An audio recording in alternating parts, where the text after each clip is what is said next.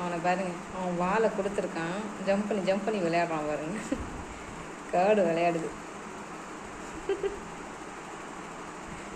அப்பையிலேருந்து விளையாடிட்டே இருக்குது. அவனுக்கு கொடுக்குறான் வாழை, இப்படியும் அப்படியும் ஆட்டிக்கிட்டு. ஒரு இடத்துல என் வாழை வைக்க விடுங்கடா, ஏன்டா நியாயம் பண்ணுறீங்க படுவாயிலா. எந்திரிச்சிட்டான் இதுக்கு மேலே.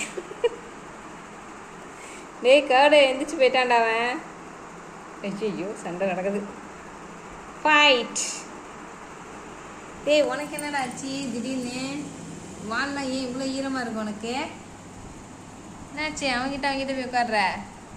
ஐயோ என்ன? ஐயோ டே டே டே டே கடிக்காதா, கடிக்காத விடு.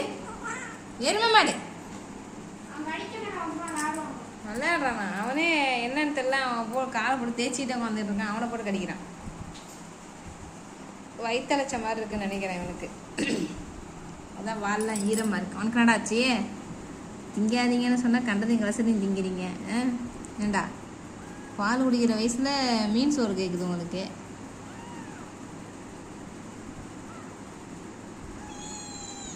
நோஞ்சாங்குட்டி போதே அடிக்காதடா, எல்லாத்தையும் கடுப்பாயிட்டான். ரொம்ப நேரம் வாழை கொடுத்து பார்த்து டென்ஷன் ஆகிட்டான். இதுக்கு நான் என்ன பண்ணுறது? எல்லாம் உன் தம்பிங்க தான். உங்கள் அம்மாட வைக்கலே.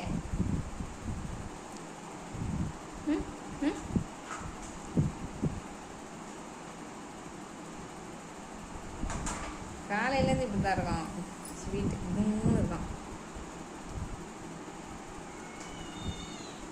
ஏமா நோஞ்சான் நோஞ்சான் நோஞ்சான். ஓடிட்டான் போ, தொல்லையே வேணாம் போங்கடா. எனக்கு என்ன அரிக்குதா? கீழே தேய்ச்சிக்கிட்டே வரானே இவன். என்னடா ஆச்சு உனக்கு? ஏன் தரையில் தைச்சிட்டே வர? காலையிலேருந்து இப்படி தான், மதியானமே இப்படி தான் பண்ணுறான். இப்போ தரையில் தைச்சிக்கிட்டே போகிறான். வாலில் என்னடா இருக்குது? அப்படி வாழை ஈரமாக போச்சு.